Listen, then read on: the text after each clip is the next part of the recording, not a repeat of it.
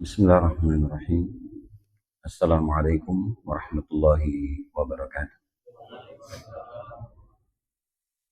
Alhamdulillahilladzi allafa baina qulubina wa ja'alna ikhwanan mutahabbina ad-da'ina al-'amilina fi da'wati.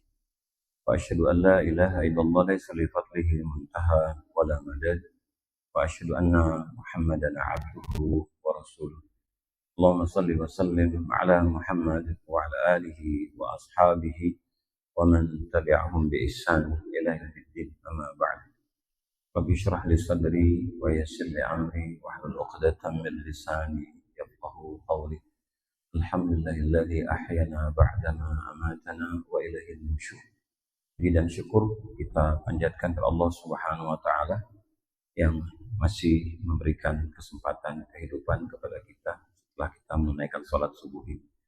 Mudah-mudahan Allah Subhanahu wa taala mengampuni dosa kita, mengangkat derajat kita, dan meridhoi semua amal ibadah kita. Amin ya rabbal alamin. Salawat dan salam selalu kita curahkan kepada Nabi Allah Muhammad sallallahu alaihi wasallam. Allahumma shalli wa sallim alaihi, baik kepada keluarga kita, keluarga beliau, para sahabat, dan juga orang-orang yang selalu beristiqomah di dalam agama ini. Bapak Ibu sekalian yang dirahmati oleh Allah Subhanahu wa taala, pembahasan kita dalam surah Al-Fatihah, pembahasan yang terakhir kepada Ibu, yaitu pembahasan tentang arahan Allah Subhanahu wa taala kepada kita setelah kita membahas tentang dua hal besar di dalam surat Al-Fatihah ini. Ayat 1 sampai ayat yang keempat berbicara tentang masalah akidah. Ayat yang kelima berbicara tentang al-asasiyah di tasawwur Islami, yaitu tentang dasar pokok gambaran Islam itu kepada Ibu, yaitu al-ittijahu ilallah wahda bil ibadati wal isti'anah. Itu tujuan kita beribadah kepada Allah itu Bapak dan Ibu, tujuannya adalah mengagungkan Allah, dan yang kedua adalah meminta pertolongan kepadanya. Nah, jadi Bapak dan Ibu yang dirahmati Allah Subhanahu wa taala, pembahasan yang ketiga ini sebagai pembahasan pelengkap dari pembahasan sebelumnya, yaitu di ayat yang ke-6 sampai ayat yang ke-7. Ihdinas siratal mustaqim, siratal ladzina an'amta 'alaihim ghairil maghdubi 'alaihim waladdallin. Nah, Bapak dan Ibu sekalian, kita tahu tentang kalimat ihdinas siratal mustaqim, tunjuki kami jalan yang lurus, Bapak dan Ibu. Ini adalah permintaan kita kepada Allah. Sebelumnya kita membahas tentang kalimat iyyaka na'budu wa iyyaka nasta'in. Ketika kalimat ini muncul di lisan kita di waktu salat, maka Allah mengatakan baini wa baina 'abdi li 'abdi ma sa'ala. Antaraku dan antara hambaku apa yang diminta oleh hambaku. Nah, di minggu yang lalu saya katakan bahwa di waktu sholat Allah mengabulkan doa kita sebelum salam kepada. Mengapa? Ketika kita mengatakan kalimat iyyaka na'budu wa iyyaka nasta'in itu, Allah menyebutkan apa yang kamu minta, aku akan kabulkan permintaan. Nah, yang kita minta itu Bapak dan Ibu adalah ihdinas siratal mustaqim. Maksud ihdina itu para mufassir mengatakan ada 4 Bapak dan Ibu. Kata ihdina itu dimaknai dengan al-irsyad, artinya kecerdasan. Ketika kita mengatakan ihdina, Bapak dan Ibu sekalian, kita sedang meminta kecerdasan kepada Allah Subhanahu wa taala. Karena bisa jadi Bapak dan Ibu, ketika kecerdasan itu tidak ada pada diri kita, yang ada adalah kebingungan, kebimbangan, Bapak dan Ibu sekalian. Maka kenapa di dalam surat Ad-Duha Allah Subhanahu wa taala menyebutkan kepada kita dengan kalimat wa wajadaka dhallan fahada. Kalimat ini dimunculkan oleh Allah kepada Rasulullah SAW, ingin mengingatkan bahwa yang tadinya engkau itu dalam keadaan bingung, dalam keadaan bimbang, dalam keadaan tidak tahu, maka aku yang memberikan petunjuk kepadamu. Nah, jadi Bapak dan Ibu sekalian, kita membutuhkan arahan Allah Subhanahu wa taala dengan kata ihdina. Maka disebut dengan al-irsyad. Yang kedua, ihdina itu juga dimaknai dengan at-taufiq, Bapak dan Ibu sekalian, yaitu mengetahui jalan hidup. yang lurus. Nah, jadi Bapak dan Ibu sekalian, sebenarnya apa yang mau kita inginkan kepada Allah Subhanahu wa taala? Kita minta kepada Allah agar Allah memberikan kepada kita arahan, petunjuk kepada Ibu. Maka di dalam surat yang ke-6 di ayat ke-153 Allah SWT mengatakan wa anna hadza sirati mustaqiman fattabi'uhu. Kata Allah, inilah jalanku, jalan yang lurus. Wala tattabi'us subula fatafarraqu bikum. Dan jangan kamu mengikuti jalan yang berdampak kalian itu berpecah belah. Artinya Bapak dan Ibu, dalam hidup ini pasti akan ada perbedaan.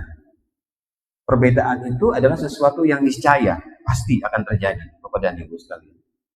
Maka ketika terjadi perbedaan itu bukan malah kita berpecah, Pak. Bukan malah kita berselisih.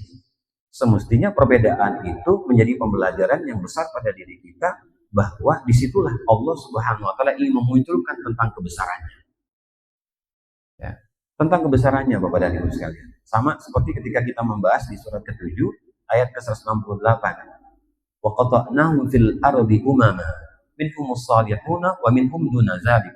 Kami bagi manusia itu kepada beberapa bagian.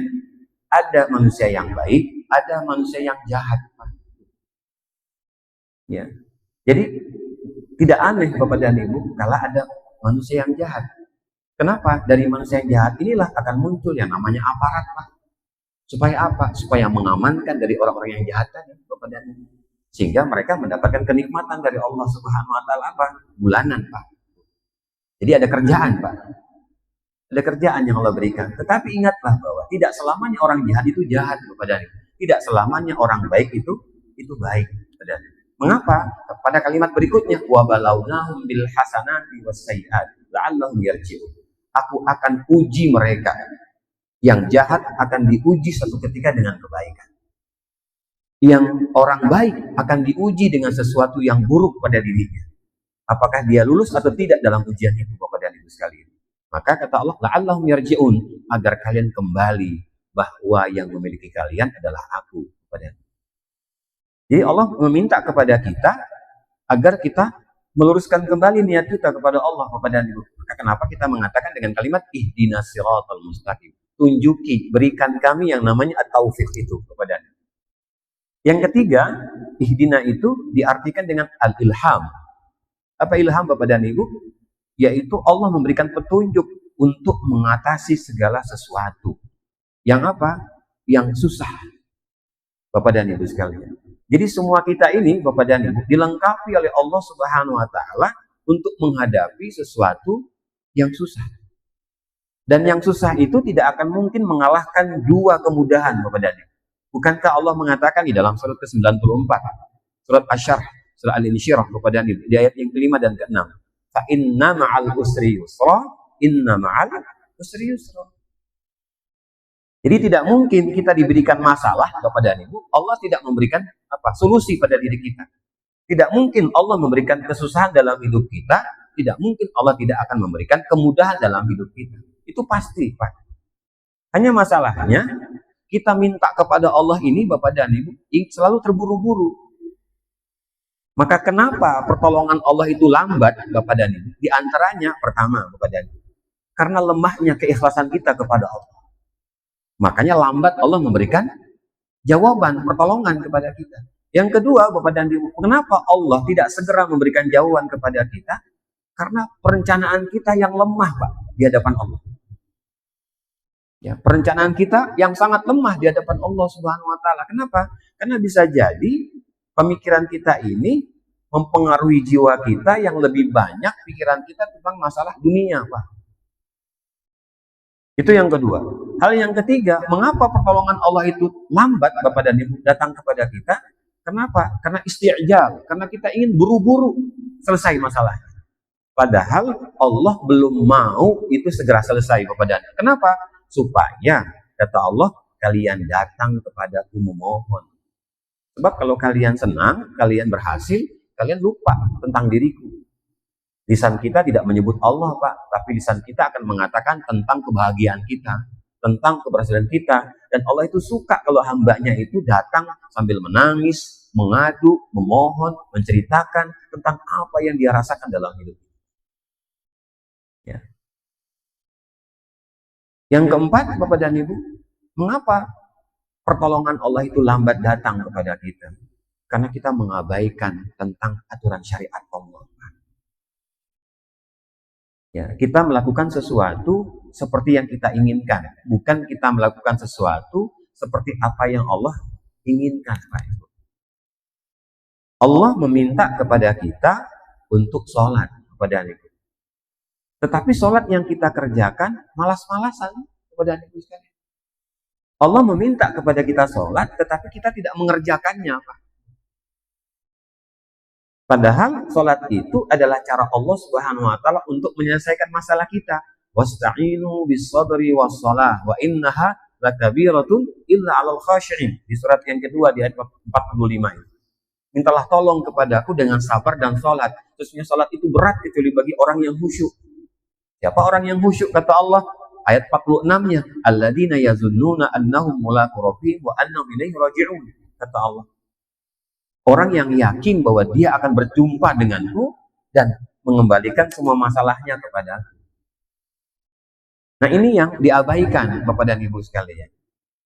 Sehingga kalau Allah mengatakan di dalam surat yang ke-10 di ayat ke-107 surat Yunus, wa iyyam sasqallahu bidurrin fala kashifa lahu illahu wa yuridka bi khairin fala radda li fadlihi yusibu bihi may yasha min ibadihi. Jika Allah menimpakan keburukan pada seorang manusia, maka tidak ada yang dapat menghilangkannya kecuali hanya Allah. Tidak ada, Pak. Emang siapa kita, Bapak dan Ibu sekalian? Bisa menyelesaikan masalahnya sendiri tanpa menghadirkan Allah? Tidak bakal bisa, Pak. Ini yang Allah katakan kepada kita. Jika Allah memberikan kebaikan kepada seseorang, maka tidak akan ada yang bisa menolaknya. Dan kebaikan itu adalah ujian sebagai pilihan yang Allah berikan kepada hambanya. Jadi mau kebaikan Bapak dan Ibu, mau keburukan, semua merupakan anugerah dari Allah, Pak. Kedudukannya sama antara baik dan yang buruk itu. Maka dijelaskan di dalam surat 21 di ayat ke-35. Kullu nafsin dha'iqatul maut wa nabluukum bisyarri wal khairi fitnah tsumma ilaina turja'un. Setiap jiwa itu akan merasakan kematian, Bapak dan Ibu sekalian. Tetapi sebelum kamu mati, kami akan mengujimu dengan keburukan dan kebaikan. Jadi antara yang buruk dengan yang baik itu, Bapak dan Ibu, sejajar. Sejajar, Bapak dan Ibu sekalian. Jadi ujian yang Allah berikan kepada kita itu, Bapak dan Ibu, tidak hanya yang baik saja. Yang buruk pun juga anugerah dari Allah Subhanahu wa Ta'ala. Sebagai cobaan buat kita, Bapak dan Ibu. Mengapa? Kalau kita tidak diuji, Bapak dan Ibu, kita tidak tahu siapa kita sebenarnya, Pak. Ya, kita pasti akan diuji, Bapak dan Ibu. Maka di dalam surat ke-29 surah Al-Ankabut di ayat yang kedua dan ayat yang ketiga, Allah mengatakan, ahasiban nasu ayyutraku ayyaqulu amanna wa hum la yuftanun wa laqad fatanna alladziina min qablihim fala ya'lamanna Allahu alladziina shadaqu wa la ya'lamanna al-kadzibin. Ya, apakah manusia menyangka ketika dia mengatakan beriman kepada aku biarkan mereka tanpa diuji? Tidak mungkin, Pak. Orang kita duduk saja sudah mulai miring-miring, Pak, dari sila tadi. Ya, Bu. Yang katanya kita ingin mendengar ceramah, Bapak dan Ibu, sudah mulai ujian, mata kita menutup, Pak. Jangan lupa pakai baca doa dulu. Bismika, Allahumma ahya, wa bismika, amut. Biar berkah, Pak, tidur pagi ini, Pak, di sini. Ya, Bapak dan Ibu sekalian. Kan ini ujian, Pak. Walaqad fatanna alladziina min qablihim. Orang sebelum kalian sudah kuuji, kata Allah. Mengapa aku mau uji orang-orang yang dulu, yang sekarang, dan akan datang? Karena aku ingin tahu siapa yang jujur dengan keimanannya dan siapa yang berdusta dengan keimanannya. Kenapa? Sebab setiap kali Bapak dan Ibu kita bilang sama Allah, inna sholati wa nusuki wa mahyaya wa mamati lillahi rabbil alamin. Tetapi setelah Allah mendatangkan sesuatu yang berbeda pada diri kita, sudah mulai kita mengeluh lagi, Pak. Coba. Manusia itu, Pak, kepingin sesuatu yang dia inginkan. Tetapi kalau Allah memberikan sesuatu yang berbeda, dia protes, Pak. Kenapa Allah ini? Nauzubillah. Makanya peperangan yang paling besar itu, Bapak dan Ibu, bukan peperangan fisik, peperangan batin, Pak. Maka yang gemuk bisa jadi kurus, yang kurus bisa jadi lebar, Pak. Yang hidup bisa jadi mati, Pak. Kenapa? Karena peperangan yang ada di dalam jiwa kita, Pak. Kutiba alaikumul qitalu wa huwa kurhul lakum wa asa an takrahu syai'an wa huwa khairul lakum wa asa an tuhibbu syai'an wa huwa syarrul lakum wallahu ya'lamu wa antum la ta'lamun. Di surat kedua ayat ke-216. Diwajibkan atas kamu berperang yang pada dasarnya kamu tidak menyukai peperangan itu. Boleh jadi sesuatu yang kamu tidak sukai itu lebih baik bagimu. Boleh jadi sesuatu yang kamu sukai itu tidak lebih baik bagimu. Allah lebih mengetahui apa yang tidak kamu ketahui. Jadi kadang-kadang Bapak dan Ibu sekalian, kita ini suka memasuki wilayah Allah. Kalau kita memasuki wilayah Allah, Bapak dan Ibu, yang terjadi adalah tekanan batin, Pak. Kenapa? Karena wilayah Allah, Bapak dan Ibu, tidak bisa kita masuk. Masuk ke wilayah kita sendiri, Bapak dan Ibu sekalian. Artinya, ketika kejadian itu datang kepada kita, kita harus menerimanya dengan ikhlas dan berlapang dada, Pak. Jangan kita tolak, Bapak dan Ibu. Kenapa? Karena dia sudah menghampiri kita. Kalau kita tolak, kita yang bermasalah di kemudian, Bapak dan Ibu sekalian.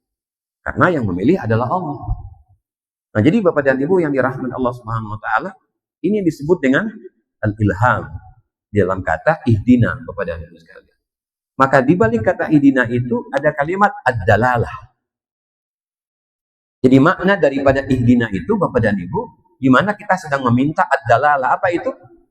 Agar Allah menampakkan jalan yang berbahaya bagi diri kita. Jadi ketika kita mengatakan ihdinas siratal mustaqim, ya Allah tampakkan kepadaku jalan yang ini akan menjadi apa? Tidak baik pada diriku. Kita minta. Jadi secara kita tidak langsung Bapak dan Ibu, kita sudah meminta 4 ini, Pak. Ada al-irsyad, kecerdasan, kepintaran, atau supaya kita tidak mudah pikun, Bapak dan Ibu sekalian. Yang kedua adalah at-taufik, Bapak dan Ibu, agar kita selalu berjalan di jalan yang lurus. Yang ketiga adalah al-ilham, Bapak dan Ibu sekalian, diberikan petunjuk untuk mengatasi segala kesulitan, Bapak dan Ibu sekalian. Dan yang keempat adalah ad-dalalah, ditampakkan jalan yang berbahaya. Apa diantaranya, Bapak dan Ibu sekalian? Ketika Allah mengatakan di dalam surat yang ke-6, di ayat ke-44. Falamma nasu ma dzukiru bihi fatahna 'alaihim abwaaba kulli syai' hatta idza farihu bima utu akhadnahum baghtatan fa idza hum mublisun. Maka tatkala manusia itu telah melupakan apa yang sudah diberikan kepadanya, maka Allah Subhanahu wa taala membuka pintu langit seluas-luasnya dan menurunkan apa yang Dia inginkan kepada manusia.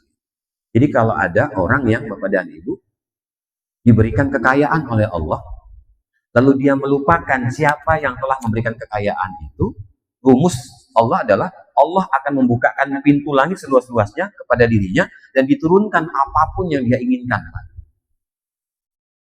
Hatta idza farihu, sampai dia bahagia, Bapak dan Ibu sekalian. Sampai dia bahagia. Lalu mengatakan kepada semua orang bahwa dia berhasil karena dirinya, Bapak dan dia kaya karena dirinya, Bapak dan Ibu sekalian. Ya. Lalu apa yang Allah ingin katakan di kalimat berikutnya? Akhadnahum baghtatan fa idzahum mublisun. Maka aku, kata Allah, mengambil kembali apa yang sudah aku berikan kepada hambaku yang tadi lupa kepadaku. Dan dia akan datang kepadaku dalam keadaan berdiam dan berputus asa. Bahasa kitanya, Bapak dan Ibu, stres. Kenapa? Kekayaan yang dia dapatkan Allah habiskan, Pak, dalam bentuk barangkali penyakit pada dirinya, atau dicuri, Pak, atau terbakar, Bapak dan Ibu sekalian. Datang kepada Allah dengan apa? Dengan menangis dan berputus asa. Tidak terima apa yang Allah berikan kepadanya. Kenapa? Karena dia lupa terhadap apa yang sudah Allah berikan kepada dirinya tadi, Bapak dan Ibu. Tidak dikembalikan dalam bentuk beribadah kepada Allah, tidak dikembalikan kepada Allah SWT dalam bentuk ketaatan kepadanya, Bapak dan Ibu sekalian. Nah, maka ini teguran dari Allah Subhanahu wa taala. Nah, kita, Bapak dan Ibu, yang melihat itu semestinya Bapak dan Ibu bersyukur kepada Allah. Kenapa? Karena kita masih dijaga oleh Allah Subhanahu wa taala. Ya. Nah, jadi itu Bapak dan Ibu yang dirahmati Allah Subhanahu wa taala tentang apa? Ihdina. Nah, lalu Bapak dan Ibu sekalian, bagaimana kondisi orang yang mendapatkan petunjuk Allah Subhanahu wa taala? Nah, kondisi orang yang mendapatkan petunjuk Allah Subhanahu wa taala itu ada beberapa hal kepadanya yang disebutkan oleh para ulama. Yang pertama, bahwa orang yang mendapatkan petunjuk itu adalah orang yang merasakan kemudahan dalam amal ibadahnya. Selalu dimudahkan oleh Allah, Pak. Untuk ke masjid, bisa dia ke masjid, Pak. Kalau Allah tidak berikan kemudahan itu, Pak, kenapa? Allah persulit Pak untuk dia datang, walaupun mohon maaf Bapak dan rumahnya dekat dengan masjid. Allah tidak mudahkan Pak, dibikin berat dia Pak. Jadi itu tanda orang yang mendapatkan petunjuk Allah, walaupun jauh Pak dia didatangkan oleh Allah Subhanahu Wa Taala dengan caranya Pak. Mau pakai mobil kek, mau pakai jas hujan, mau pakai payung, akan didatangkan oleh Allah. Kenapa? Berarti orang ini mendapatkan hidayah dari Allah Subhanahu Wa Taala. Yang kedua, Bapak dan Ibu sekalian, orang yang mendapatkan petunjuk Allah itu adalah orang yang merasakan kerinduan selalu kepada Allah Subhanahu Wa Taala. Dia rindu Pak. Bagaimana cara dia rindu kepada Allah Subhanahu Wa Taala, Bapak dan Ibu? Itu disebutkan di dalam surat ke-51 ayat yang ke-15 sampai ayat yang ke-19. Innal muttaqina fi jannati wa uyun akhirina ma atahum rabbuhum innahum kanu qabla dzalika muhsinin. Kata Allah Subhanahu Wa Taala, sesungguhnya orang bertakwa itu akan dimasukkan ke dalam taman surga dan akan diperlihatkan semua mata air di dalamnya dan akan diberikan hadiah yang tidak pernah henti-hentinya. Baik yang dia kepingin atau yang dia tidak meminta kepada Allah Subhanahu Wa Taala. Kenapa? Innahum kanu qabla dzalika muhsinin. Karena orang ini adalah orang yang selalu berbuat baik. Kenapa dia berbuat baik Bapak dan Ibu? Karena dia kepingin bertemu dengan Allah. Sebagaimana yang Allah katakan di dalam surat ke-18 Al-Kahfi ayat ke-110. Faman kana yarju liqa'a rabbih falyamal 'amalan shalihan wa la yusyrik bi ibadati rabbih ahada. Barang siapa yang ingin bertemu denganku, ingin melihat wajahku, kata Allah, hendaklah kalian beramal saleh dan jangan berbuat syirik dalam beribadah kepada aku. Karena ibadah itu bisa jadi syirik, Pak. Apakah riya? Apakah ibadah kita tadi yang kita lakukan karena ada kedengkian kepada atau karena tidak enak kepada Allah? Maka bisa jadi ibadah kita ditolak oleh Allah Subhanahu Wa Taala kepada Allah. Kenapa? Karena tidak sesuai dengan apa yang Allah inginkan, ya, kepada Ibu sekalian. Yang kedua, bagaimana kita rindu setiap malam kita datang Pak Bu kepada Allah. Dan sering dijelaskan di sini Bapak dan di dalam surat ke-17 ayat 79. Wa minal laili fatahajjat bihi nafilatan laka asa ayyab'atsaka rabbuka maqaman mahmuda. Allah itu menunggu kita Pak dari 1/2 malam sampai 1/4 malam Pak. Apa yang Allah tunggu? Kamu bangun tidak di tahajud. Kalau kamu bangun, asa ayyab'atsaka rabbuka maqaman mahmuda. Mudah-mudahan Tuhanmu mengangkat derajatmu ke tingkat yang tinggi dan mulia Pak. Masa mau diangkat derajatnya Pak?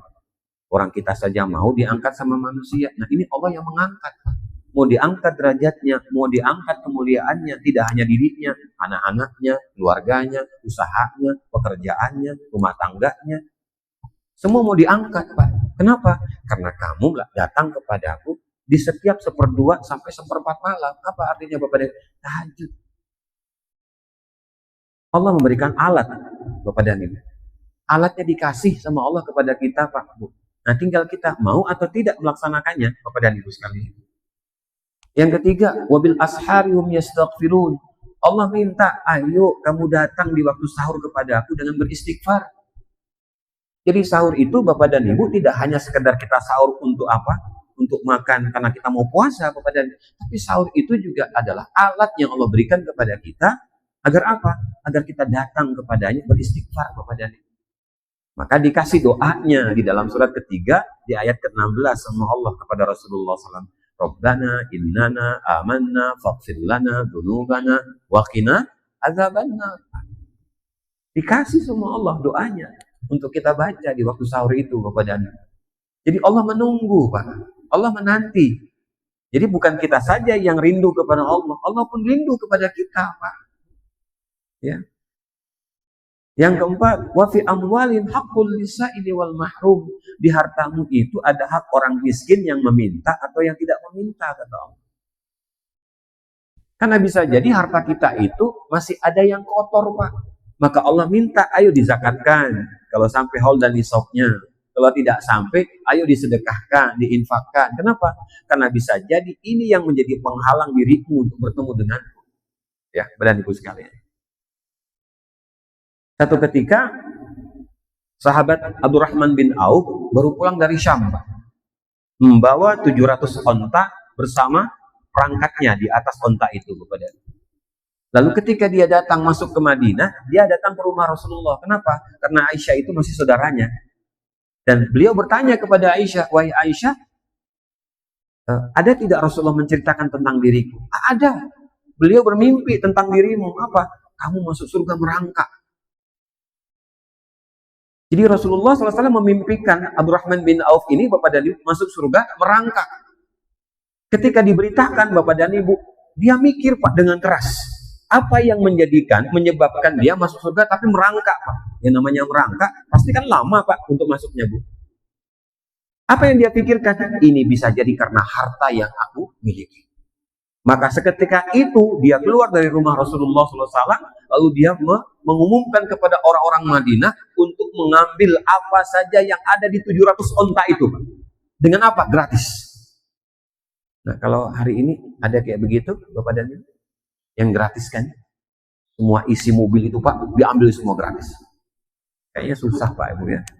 Tidak semua orang bisa. Makanya Abdurrahman bin Auf ini salah satu sahabat yang Bapak dan Ibu sekalian kekayaannya itu Masya Allah. Dan beliau punya kebiasaan sama seperti Utsman bin Affan. Kalau sholat tahajud, mereka ini selalu hatam 30 juz Pak. Bukan juz 30 Bu, bukan. 30 juz. Setiap sholat tahajud mereka berdua ini Pak. Utsman itu kalau sholat tahajud selalu hatam 30 juz Pak. Nah kita kalau yang tidak hafal Pak, lambat. Mau 1 juz saja Pak lambat. Kenapa? Belum hafal. Nah mereka ini kan penghafal Pak.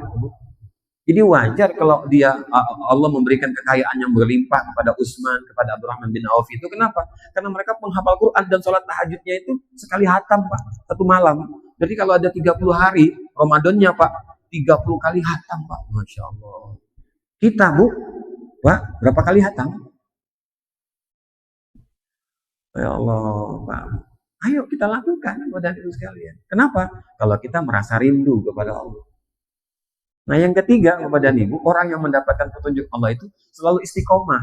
Maka kenapa kita meminta kepada Allah, ihdinas siratal mustaqim. Nah orang yang istiqomah ini Bapak dan Ibu adalah orang yang selalu dijaga oleh Allah dengan malaikatnya. Gak sembarangan. Kenapa? Di dalam surat 41, surat Fusilat, ayat yang ke-30.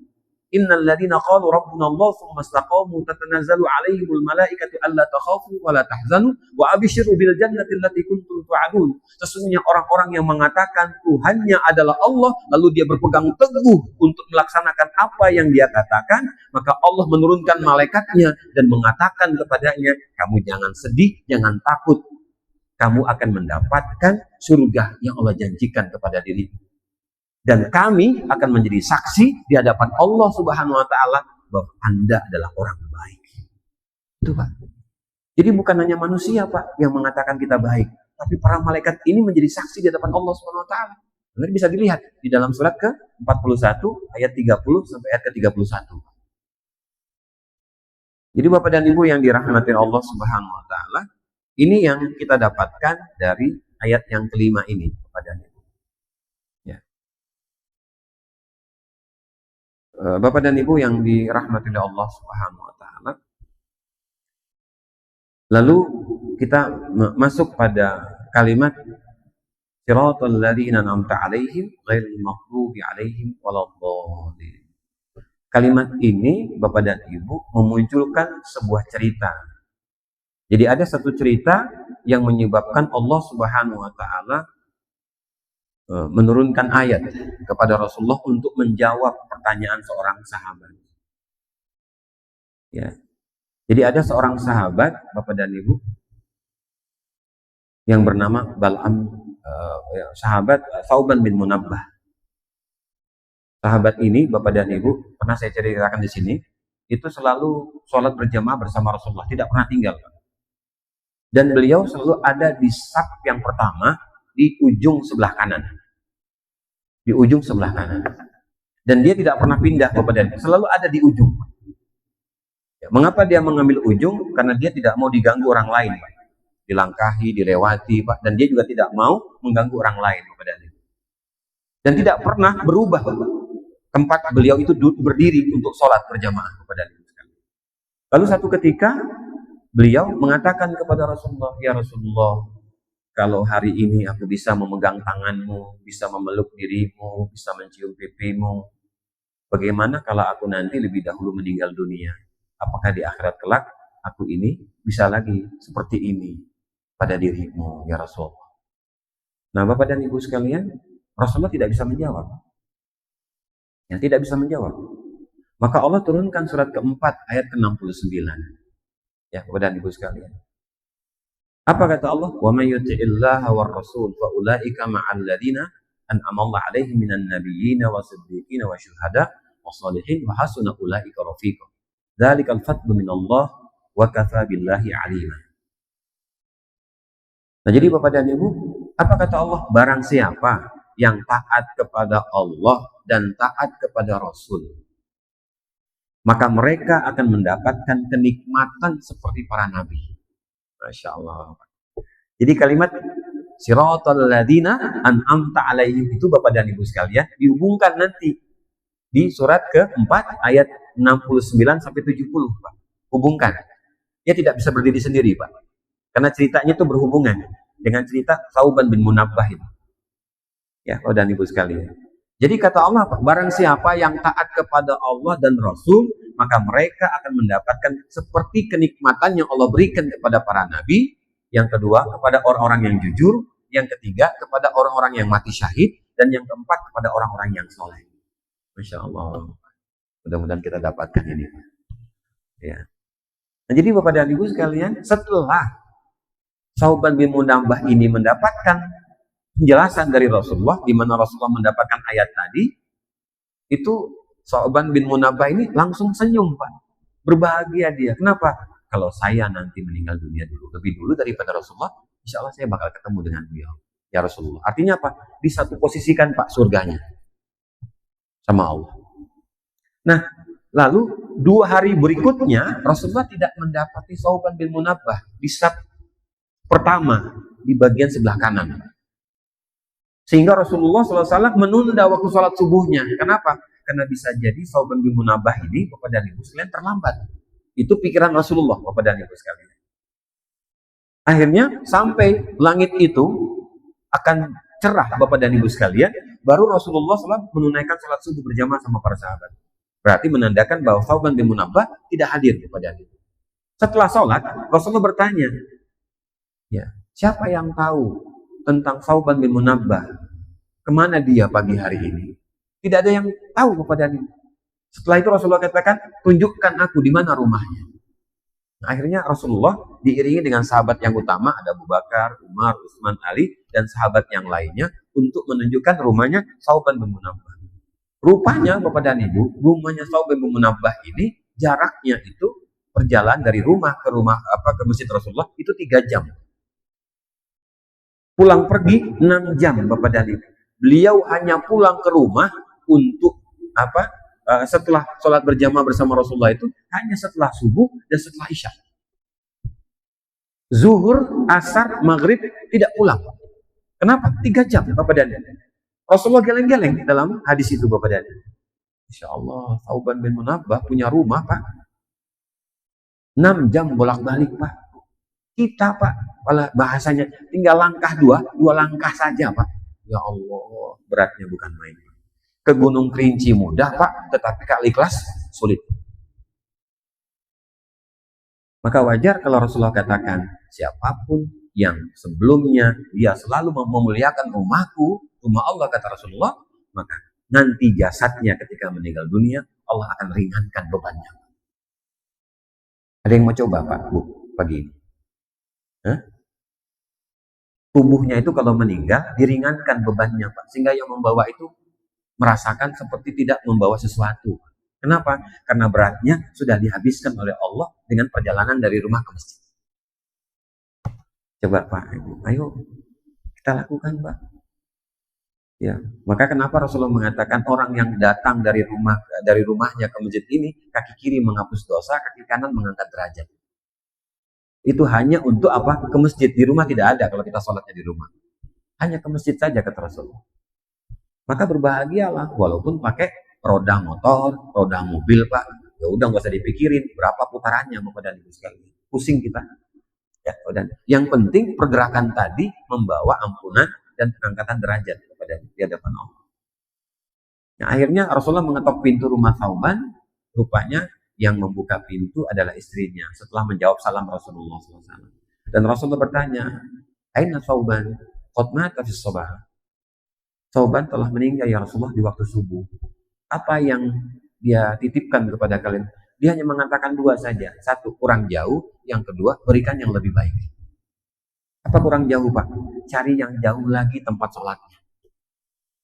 Yang kedua, Thauban bin Munabah ini, Pak, Bu, selalu kalau pergi dari rumahnya untuk ke Masjid Rasulullah itu memakai dua pakaian. Pakaian yang di luar itu pakaian yang jelek. Pakaian yang di dalam, pakaian yang bagus kepada Ibu sekalian. Jadi kalau Rasulullah kalau Thauban bin Munabah sholat bersama Rasulullah, pakaiannya di luar itu dilepas, Pak. Sehingga yang dia pakai adalah pakaian yang bagus. Kenapa? Karena dia merasa bahwa mau bertemu Allah itu harus yang bagus-bagus. Masa mau kondangan bagus-bagus, Pak? Ngadep manusia. Kalau ngadep Allah, kita yang bolong-bolong, Pak. Yang bau-bau, yang lecek-lecek, yang jelek-jelek. Ada apa, Pak? Itu kan yang memberikan kenikmatan kita pakaian dari siapa? Kan dari Allah. Bukan kita, Pak. Pakai yang terbaik, Pak. Ayo. Kenapa? Karena Allah kepingin kita serius datang kepadanya itu tidak hanya dengan hati kita, fisik kita, Pak. Tapi dengan apa yang kita punya kepada Ibu sekalian.